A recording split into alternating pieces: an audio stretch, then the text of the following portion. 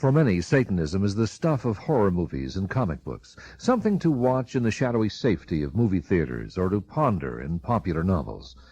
What people consider fictional fantasy, Larry Jones knows as frightening fact.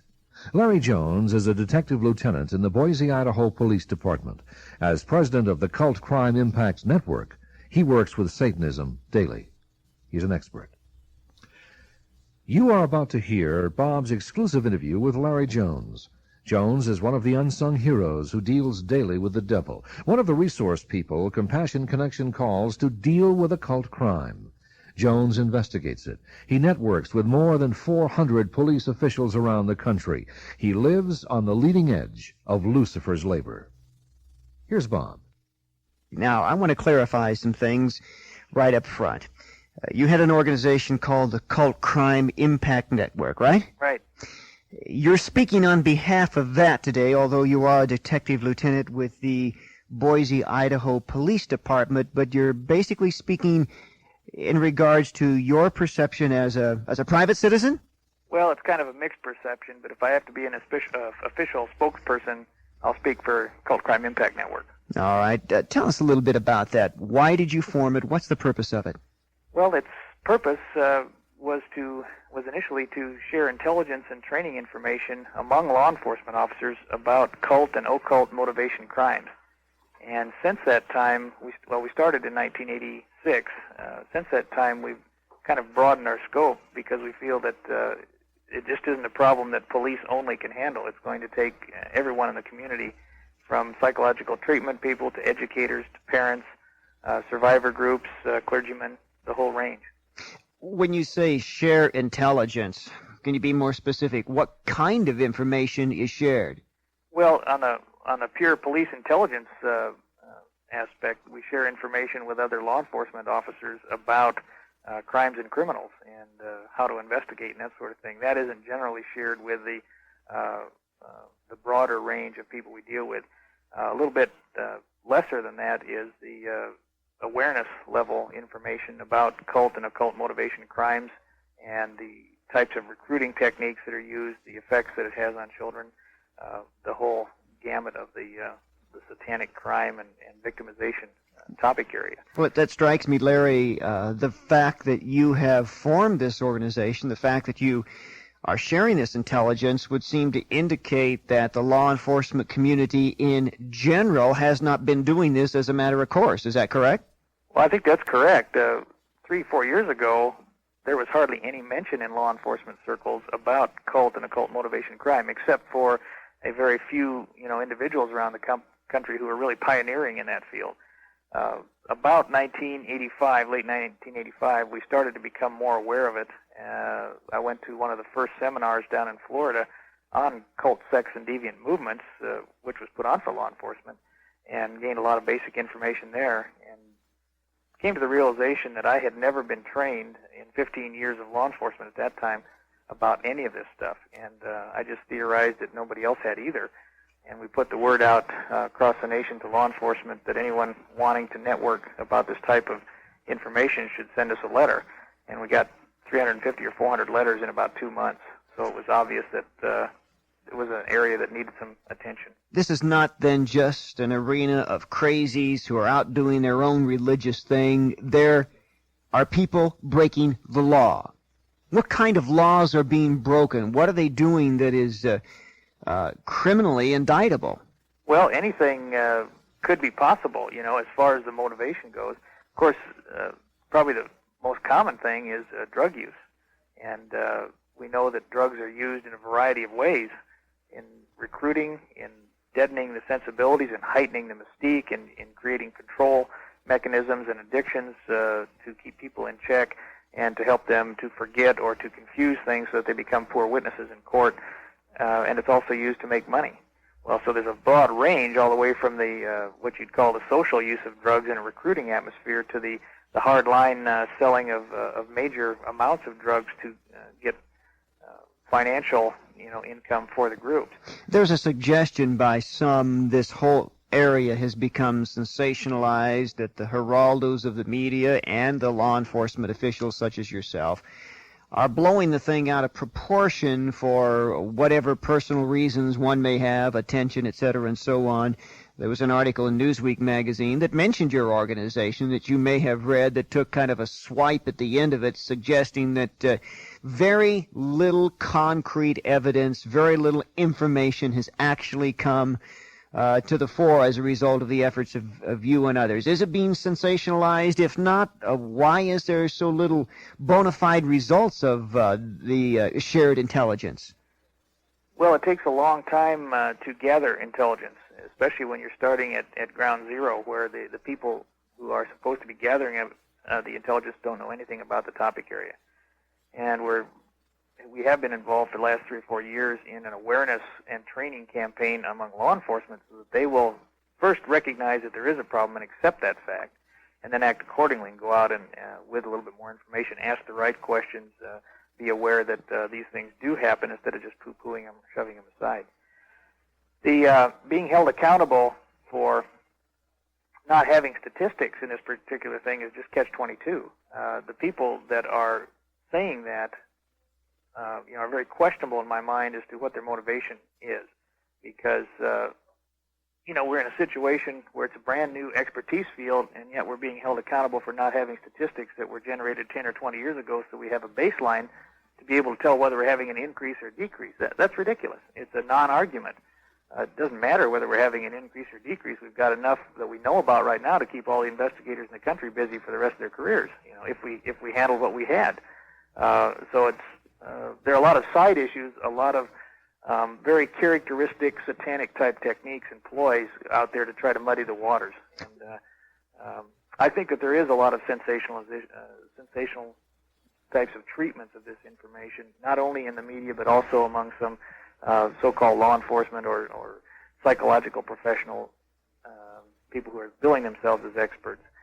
I think anybody that says he's an expert in this stuff has a pretty good opinion of himself, because it's a very wide field. It takes a tremendous amount of study and research and networking just to keep up with how things are changing today. If you were speaking to a group of law enforcement officers and advising them on what they might expect to see if they were to come upon the scene of an occult crime, what would you describe to them? What are some of the clues you'd suggest that they look for?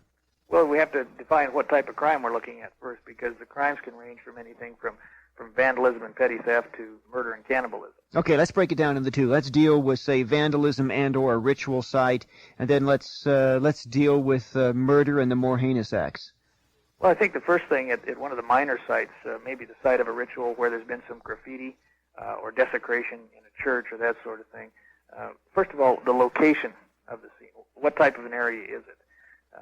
Is this a storefront downtown that's open to public view, or is it a secluded wooded area, an abandoned building, a church after hours, or whatever? That's a tip-off right there. How is it being used? And then what type of vandalism was it? Were there specific signs and symbols? If so, what did they say? If they're occultic type symbols, get a reading on them, find out what they represent, that sort of thing. Take photographs and catalog everything there, and be aware that some things do not appear as they are, that they may be reversed, they may be hidden, concealed in one way or another. The extent of the crime scene, of course, varies depending on whether it's outside or inside. It may be as easy to determine as the corner of a young person's room where an altar is set up, or as big as a vacant, abandoned warehouse or church building. So, can you give us a couple of examples of some of the graffiti or signs that they might look for? Well, one of the most common things is an upside-down Christian cross. 666 is seen quite a bit. Satan, spelled backwards, Natas, is seen quite a bit. A lot of times a pentagram, a five-pointed star, and the orientation of that, single point up or single point down. That's important to note also. Single point down with the 2 points up being the more severe or serious of those things. The anarchy symbol, so-called anarchy symbol, the circle with the large A in it, is seen very commonly with the kids, although it's a very ancient symbol. Hexagrams, pardon? Hexagrams, pentagrams, those are the basics. Okay, let's suppose they come upon a sacrificial scene. There could be animal sacrifice, or perhaps there could be a murder scene. We've all read about the Richard Ramirez case, the kinds of symbols he left behind. Is this the sort of thing that they would typically look for? Well, I think that the odds of actually coming across a satanic homicide scene, ritual sacrifice scene, are fairly slight. Unless they would just have the good fortune to interrupt one in progress and the perpetrators wouldn't have a chance to clean up after themselves. So, we're talking about a small percentage of things. If they did happen across one of those things, there would be rings of security first. They wouldn't just lumber in there and stumble onto it. They'd probably meet quite a bit of severe resistance before they ever got to the actual site itself.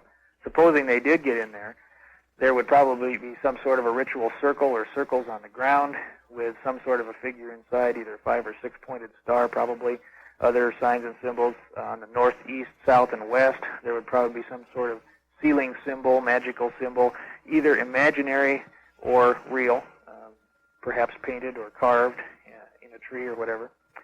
There would be some sort of a fire spot or multiple fire spots where obviously something had been burned. There would be some sort of a table or altar. There may be blood in the area. There will be some sort of knife or cutting implement, sometimes a knife and a sword, usually a chalice or some type of a goblet or cup is available. Candles are very prevalent at these things. Those are probably the basics, I would say. All right. In my book, Satanism, The Seduction of America's Youth, I've dealt at length with stories of people like Sean Sellers and Tommy Sullivan and Pete Rowland and other cases I'm sure you're familiar with. They blame their involvement in Satanism for the crimes that they committed.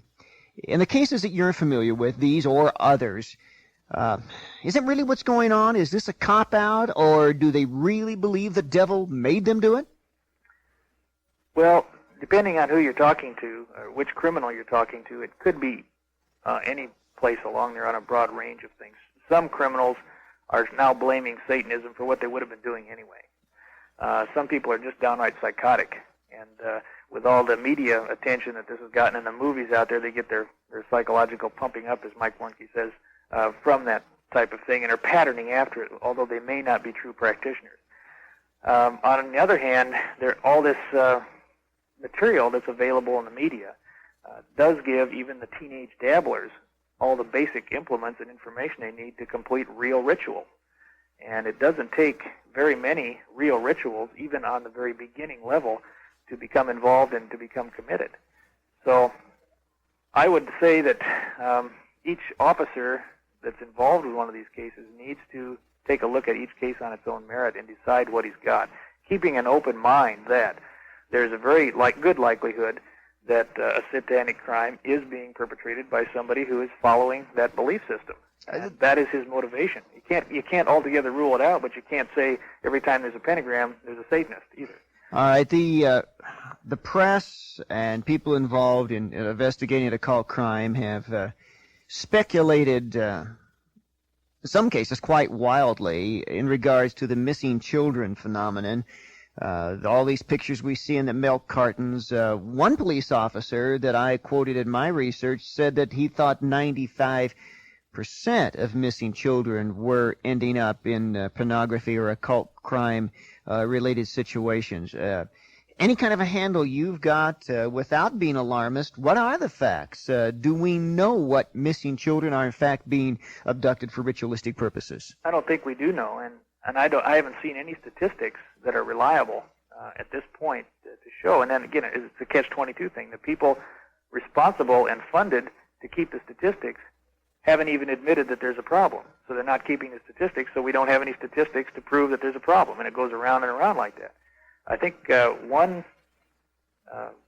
private organization, the Adam Walsh Child Resource Center, I've heard, has started an informal private survey just studying the missing children that were abducted by non-family members over the last 5 years. And they had about a 75% correlation on the first few results that came in that the kids were abducted on one of two satanic holidays. Now, it doesn't prove anything. It's just interesting that there's that high a correlation in a very small sample. And my question is, why aren't the people that have the national statistics with the rooms full of computers at least running the ritual dates through their abduction dates to see if there's a correlation? Well, let's talk about that for a moment. Satanic holidays. Everybody's familiar with Halloween. I suppose the average person, not as knowledgeable as you and I in this area, would be totally unaware of the fact that at least in organized Satanism, there is a very methodical approach. There is a doctrinaire form of worship whereby they are, just as on the Christian calendar, they are committed to times of the season when their allegiance to evil is heightened. Why don't we hear more about this? Why is this fact not known better? Well, I think it's been mentioned in a lot of the literature, and there's certainly a lot more books and videotapes out now that are credible that are dealing with the topic in the last 3 or 4 years. Why don't we hear about it? Probably because we don't have control of the information sources. That may seem kind of Machiavellian, but there's a very strong resistance to getting out the information that you and I are trying to get out, and that's the flat fact of the matter. What kind of satanic holidays, what times of the year, when you're advising police officers, what do you tell them to look out for? When do you tell them to be more acutely aware of this sort of thing? Well, of course, Halloween, and I might add a footnote there that many times the rituals occur in the early morning hours of the date, not the evening hours, the late evening hours. So I think a lot of times, even if we're aware of Halloween activities, we may be 20 hours late because they happened early in the morning behind us there. Halloween, October 31st, the opposite end of the year is April 30th, or May Eve, or Beltane, or Walpurgisnacht. That seems to be the second highest one of the year. Then there's the equinoxes, the 2 equinoxes, and the 2 solstices each year, and that makes 8. Did I get them all? 1, 2. Well, those are the major ones anyway. Well, yeah, there's 8 major Sabbaths during the year, equally spaced around the calendar year, but I would stress that some groups do not follow that calendar. The more traditional groups do follow it, but basically they're either preparing for or participating in a ritual almost continuously. There doesn't really need to have to be 1 or 2 dates a year that they do it. They're practicing all the time. Are you involved in any victim advocates programs or working with therapists, churches, agencies that are helping the people who are trying to come out of this? Where's the state of the art in terms of knowing how to deal with these people and reintegrate them usefully into society? Well, that's kind of a complex question. It depends on what you have when you start, what type of a survivor you have, or ex-member or perpetrator or whatever. Generally speaking, it's kind of like playing pickup football right now. If you get a situation, you have to strive to match the response to the actual needs. And I don't think we're as well networked as we could be. Certainly the church needs to wake up a little bit more and start talking about some of the unpleasant things that they need to deal with, because we need to be ready to open our arms to people who have been through worse than any concentration camp ever hoped to be, and try to restore them. We do network with private therapists, educators, clergymen, lay people, all sorts of people who are interested, even survivors who have now become stable and restored to the place where they can minister to other people. Larry, I've been involved with a number of survivors of Satanism. It is a very tenuous area. First of all, I don't really objectively know how much to believe of what they tell me because, as you pointed out, they were often in a drug state or a condition of altered consciousness. Often these horrible experiences took place when they were quite young. And yet, as one ritual abuse victim said to me, a young teenage girl, for a couple of hours pouring her heart out with the most just incredible accounts of abuse, she looked at me and she said, "You're not going to be like all the others, are you, and not believe me?" It's a very difficult situation to be in. How do you handle it? How do you deal with it? Are we ever going to be able to get a handle on this sort of thing? Because we're dealing with things done in the shadows of the night, in the middle of the woods, or in a darkened room with somebody in the influence of drugs who has a memory they're trying to recollect. It's a tough situation. How do you handle it? Well, you have to deal with it on three different levels, I think, simultaneously. The first, of course, is the physical needs. Are they in imminent danger? Is somebody trying to get to them to kill them, to keep them from telling their story, or what? Do they need food? Do they need medical attention? Do they have a place to sleep? So that's one level, and probably a lot of people, even in the church today, would be willing to respond at that level, if at no other level, just to meet the physical needs because they understand those. The next are the emotional needs, and these abuses that they have been through take a toll, and the control mechanisms that have been implanted in these people are really tough to get over. We're dealing right now with an adult who is a survivor, and we believe that this survivor's story is very credible, even though we don't have a lot of corroboration at this point. Some of the perpetrators are still alive and still operating, and we are gathering as much detail as we can and pressing for corroborative evidence on the physical level to try to tie this together and see if there's any criminal investigation we can get out of it. Right now, it's the listening and documentation stage and trying to get in as much detail as possible, and then checking back with previous documented accounts to see if there's contradictions or whatever. So that particular aspect right there, if you're looking at investigations for crimes that occurred 10, 15, or 20 years ago, that is a major undertaking if only one crime is involved. In most of these cases, there are 10, 15, 20, 30 homicides that are being reported during the years that these survivors were being manipulated and controlled. Well, this one girl, Larry, claims to have witnessed more than a dozen human sacrifices and tells some very credible accounts of how they occurred.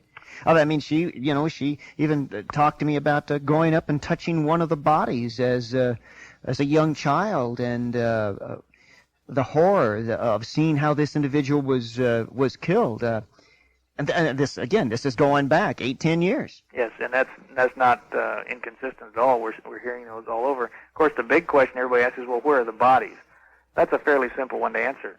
After we get into the methodology of how they dispose of the bodies and why the bodies are not found to be missing in the first place, because they are untraceable people.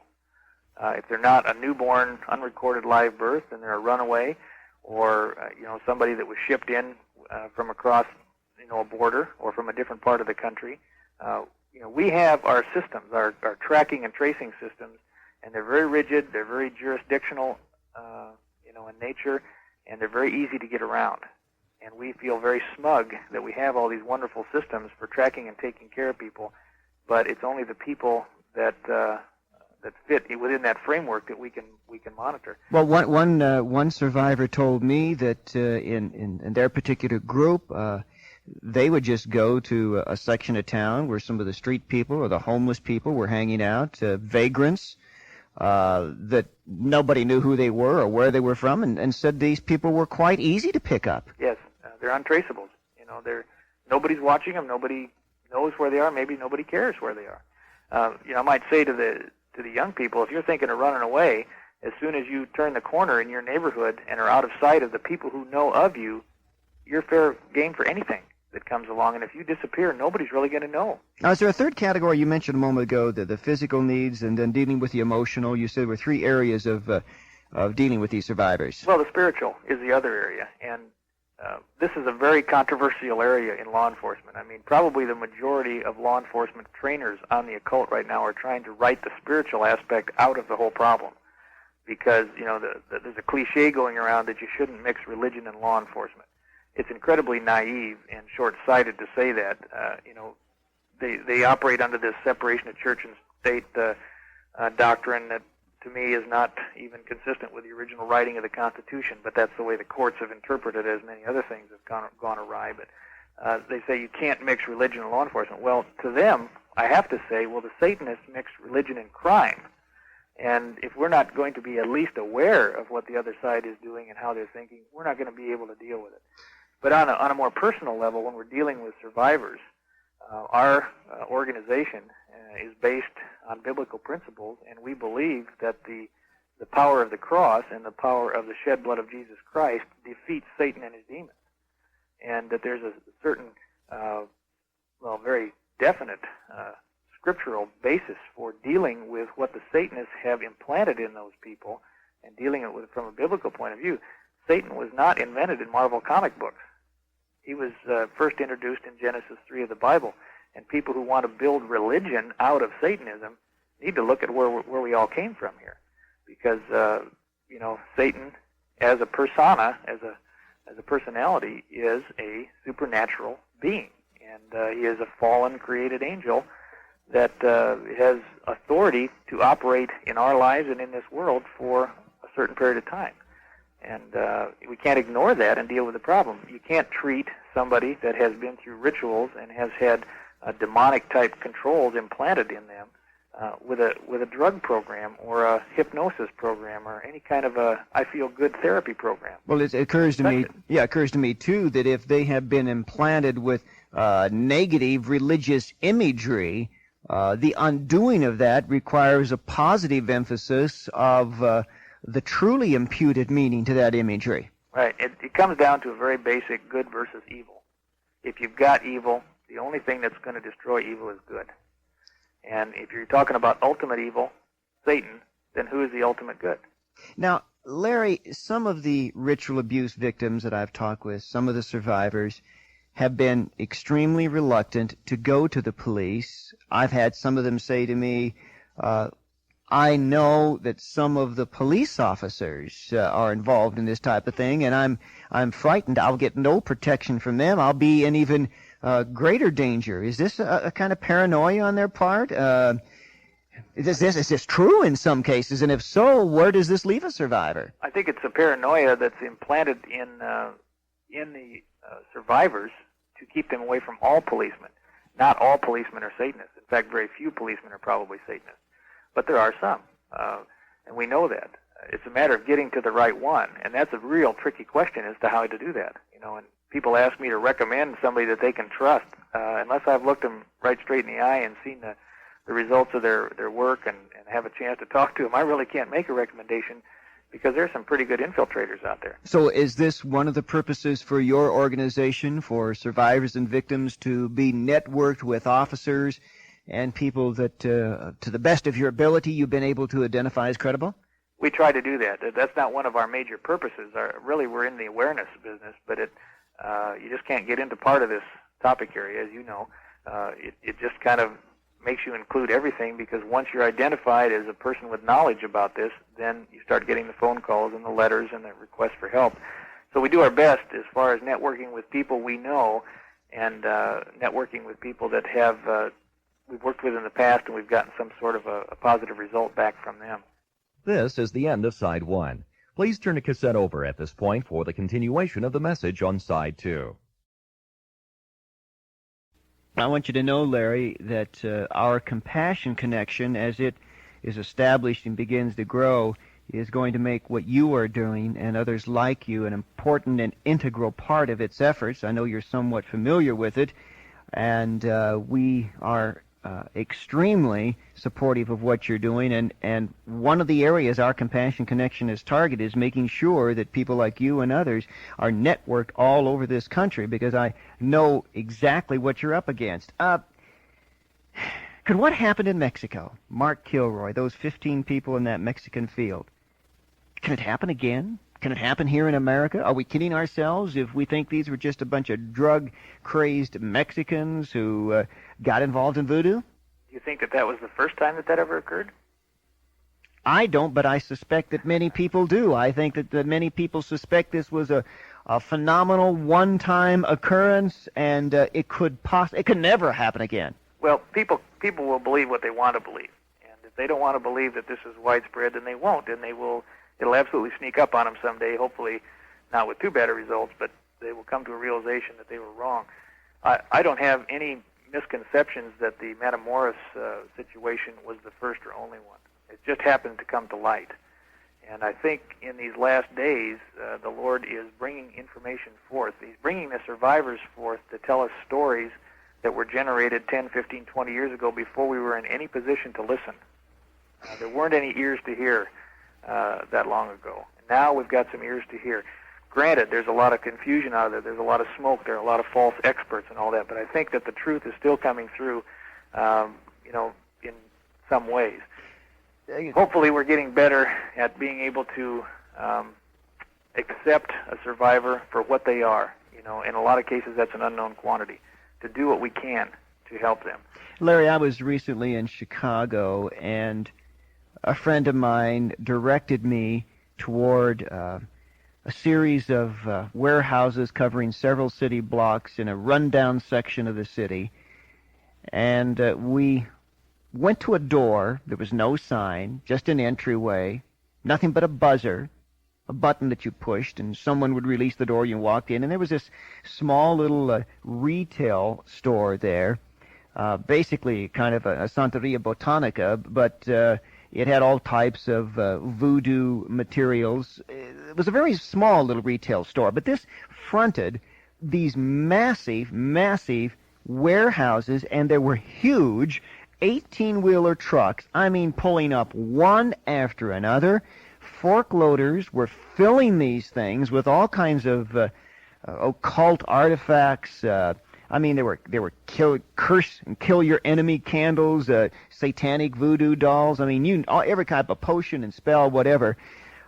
This, as much as I know and as knowledgeable as I am, was quite stunning to me to realize that something this massive, these big trucks had to be going all over the country. Day and night they were coming in and out of there. This is really a very big deal. I think that probably what you saw was just the tip of the iceberg. It obviously is well networked. It's very big. It's been around in this country since the beginning of our country, and with very few exceptions, with no resistance at all, very little exposure, and that's how they like to operate. They like to operate in secrets that nobody can identify who they are or what they are. Well, yeah, there was I won't name the company, but they claimed to be candle manufacturers. That was the logo on these buildings, and yet when I saw the retail store, and then I looked in the back, I thought, man, this thing covers 3 or 4 city blocks. They got to have more than candles back there. As a police officer, what could be going on? Anything. It could be just about anything, from a legitimate import-export business to a distribution point for whatever commodity they're dealing with. I wouldn't even want to hazard a guess because, the possibilities are just unlimited. If you have an established business that has lots of comings and goings with big trucks, especially if they're benign in nature, like a candle company, you could haul anything you wanted to in those trucks, from drugs to people, and nobody would ever know the difference.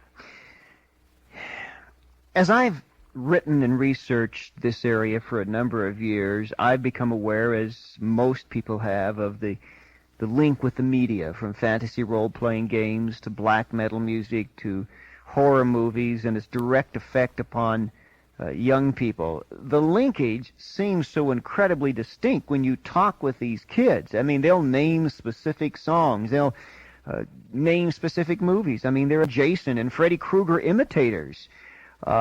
Why is this going unnoticed by the media at large? Why do they poo-poo it? Is there so much money invested in the entertainment media that they're afraid to admit that they're poisoning the minds of our youth?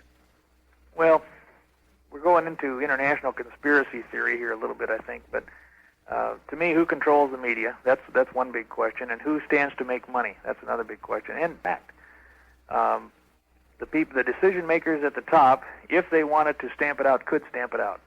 The reasons that they don't stamp it out in their product probably are many and varied, ranging all the way from a vested interest in protecting their own satanic personal belief system to just wanting to make money or having to keep the stockholders happy. So, it probably includes all those things, I would say. But do you have any cases you've come across where a kid has seen a horror film, he's seen a splatter film, and in fact has gone out and to some extent imitated that behavior? Right off the bat, I don't recall one. I'm sure that there are some. There are some. In fact, there was a young man who, in fact, committed some murders, and they found a Jason Hawk-style hockey mask. taken from the Friday the 13th series. But again, nobody was really willing to blame the movie. That it seems to me the media really gets off in these cases. Television gets off. The movies get off. The link between crime and violence and that kind of imitative attitude that people adopt to act out what they've seen.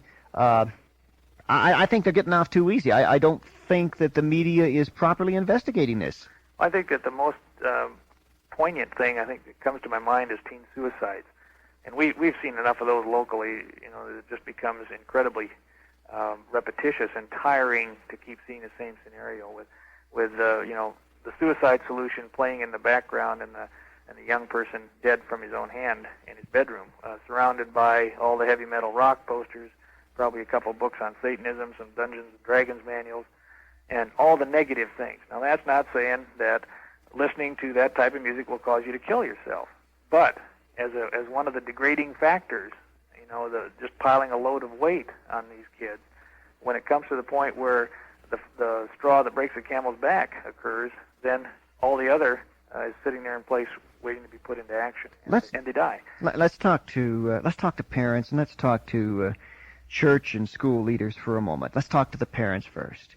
What is a parent to do if they have any suspicions that their child is, let's say, obsessive about fantasy role-playing games, or has a preoccupation with black metal music, or has some strange objects lying around the room, or is making strange little doodlings in a notebook somewhere? We both know we don't want the parent to panic and step off the deep end. What's the best course of action they can take rationally? I think the best course of action is to admit to themselves that they screwed up as a parent about 2 years ago when this was all starting. And then, if their child is still alive, say, well, there's hope, maybe I can pull it out of the fire. Unless they realize that there's a problem or a potential problem, they won't do anything anyway. So I'm hoping that parents, are socked right between the eyes by the realization that their child is on dangerous ground. Now, if they will realize that may galvanize them to do something. The first thing that they need to do is find out exactly what their child is into. And that's not by ripping it out of their child's hands and burning it. That's by sitting down and trying to develop a rapport, if there isn't a rapport, or at least build on a rapport, to ask the child, what are you into? Why are you into it? What do you hope to gain? What's involved? Would you please share with me what it is? I'm interested, I'm concerned, I love you. And just that interest is a very important thing. And then, once they find out or get some kind of a handle on it, look for resources. There's a lot of good training material out there available in the bookstores, available in videotape form and seminar form that can help them get a handle on what it is. But if they are not willing to be part of the cure, then there won't be a cure. There isn't an instant injection that you can give to a young person to completely change their mind about something. Larry, I've dealt with hundreds of these kids. And the common theme that I've heard over and over, I can't think of a single exception, of a kid who got involved seriously in Satanism, invariably said, no one loves me, my parents don't care about me. And it's very true, and I hear the same thing. And somebody has said that a person's concept of God is very similar to their concept of their own father. Now, in this society today, that's not really good. Mm-hmm. So they're looking for a God that will do something for them, and Satan promises instant answers. Mm-hmm. Well, the payback is what the problem is. Mm-hmm. He'll give them a few instant answers and a few good times, but the payback will kill them. Mm-hmm. What about school and church leaders who really are interested in some serious intervention here? Where do they start? Where do they turn? What about contacting your organization? They can contact us, and we'll put them in hopefully in contact with some good resources for self-education.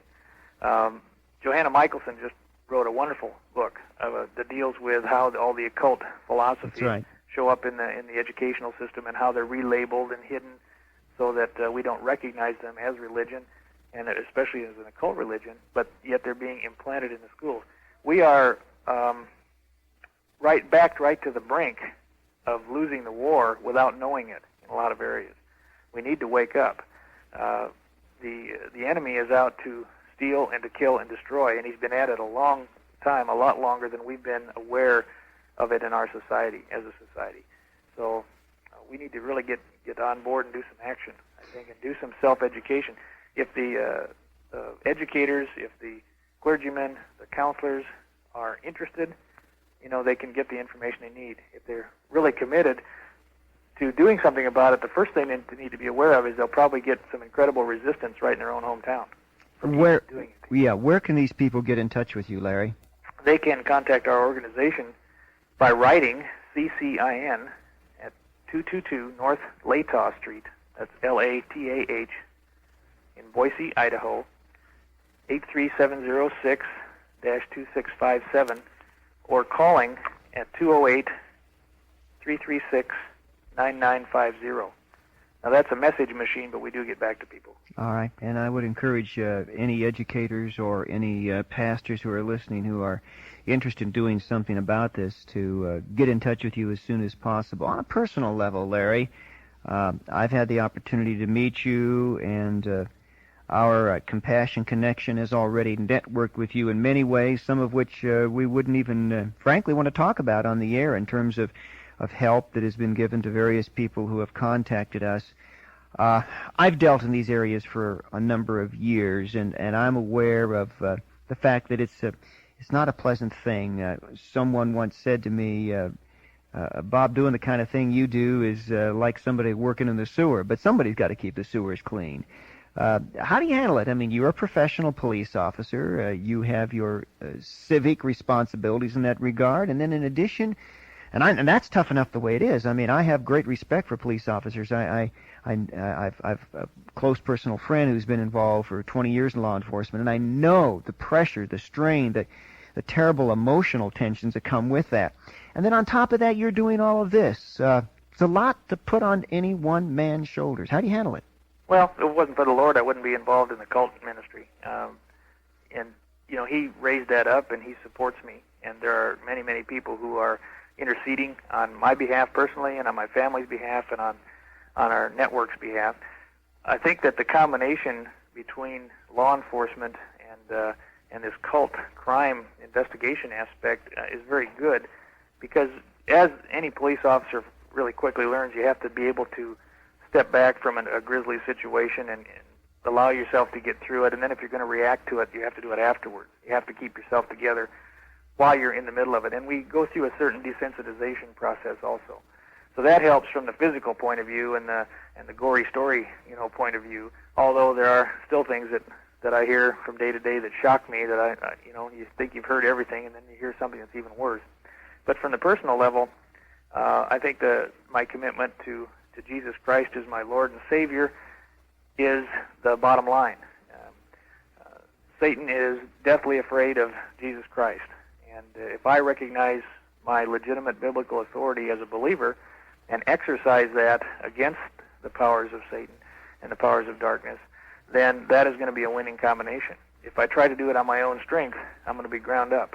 To any police officer, a Christian police officer who might be listening now, who has never gotten involved in the area of occult crime, maybe not seen the need for it, and there surely would be many of them listening.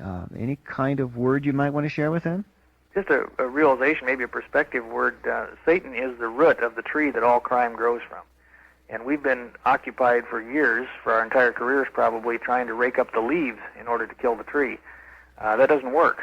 We're just dealing with the symptoms. If we start cutting at the trunk of the tree and the root of the tree, we can really do some good as far as crime prevention goes, and as far as bringing some very serious perpetrators to justice.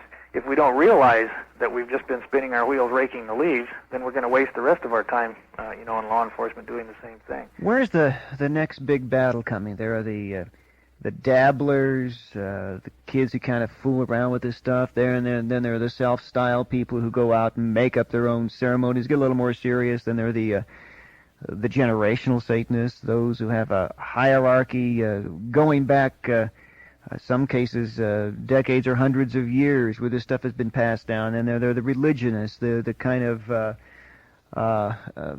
Anton LaVey, Mike Lucchino types who are kind of the out front point people.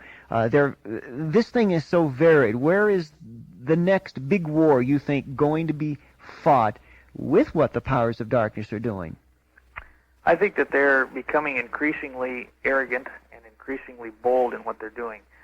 And, of course, the end of the story is in Revelation. It just depends how long we have to stay here fighting, the battles until the last great war comes. And I think we're getting close to that now, although I'm not trying to be prophetic or anything.